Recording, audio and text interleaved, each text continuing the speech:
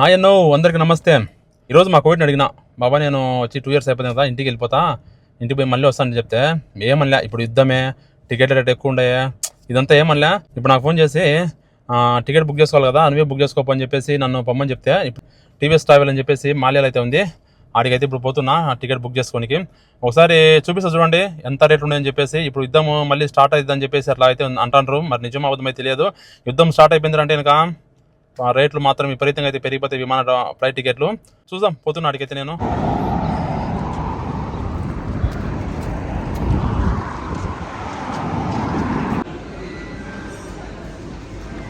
మాల్యాలో ఉండే TVS travels దగ్గరికి వచ్చిన అనమాట. నేను లోపలికి పోయి వాళ్ళని అడిగిన టికెట్ రేట్లు ఎంతో. నేను అడిగితే వాళ్ళు చెప్పినటువంటి రేట్లను చూసి నాకైతే మైండ్ బ్లాక్ అయిపోయి దిమ్మ తిరిగి బొమ్మ అయితే కనపడింది. మా కోవిడ్కి ఫోన్ చేసి చెప్పిన ఇంత రేట్ ఉండని చెప్తే మా కోవిడ్ ఏమనుకోకుండా ఇంటికి రాని చెప్పేసిండు. ఇప్పుడున్న రేట్లలో కోవిడ్ నుంచి ఇండియాకు పోవాలంటే ఇళ్లలో పనిచేసే డ్రైవర్ల పరిస్థితి చాలా దారుణంగా అయితే ఉంది. అంత రేట్లు పెట్టి కోవిడ్ అయితే టికెట్లు బుక్ చేయరు. నేను ఇండియాకు July 1st పోయి మళ్ళీ కోవిడ్ కి తిరిగడానికి September 1వ తారీఖున టికెట్ బుక్ చేయమంటే 380 దినార్లు కోవిడ్ ఎయిర్వేస్ అయితే చెప్పిండు. జజీరా ఎయిర్వేస్ కు ఎంత ఉంది అని అడిగితే అతను వచ్చేసి ఒకటే మాట అన్నాడు, కోవిడ్ ఎయిర్వేస్ కి తక్కువ ఉంది, జజీరా ఎయిర్వేస్ కు చాలా ఎక్కువ ఉంది. అంటే నేను దాని గురించి ఏం మాట్లాడలే. ఓన్లీ పోనీకే ఎంత ఉందో చెప్పమంటే కనుక పోనీకి మాత్రమే 230-240 దినార్లు అయితే చెప్తున్నాడు. మనం కనుక ఎమర్జెన్సీగా అంటే ఈ రోజు కానీ రేపు కానీ మొన్నడు కానీ పోవాలంటే కనుక ఖచ్చితంగా 300 దినార్లు పైన పెట్టి టికెట్ కొనుక్కోవాలి.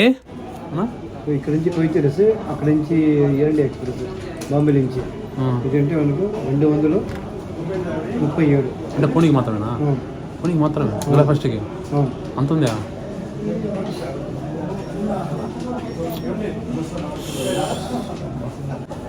జజీరా అయితే పోనీకి, జజీరా అయితే బెంగళూరు పోనీకి మాత్రమే. జజీరా అది ఎంత ఉంది? 200 అంత ఉందా? అంటే తక్కువ రేట్, మన మామూలు రేట్ తక్కువ రేట్ లేవా? అంత ఒకటేనా?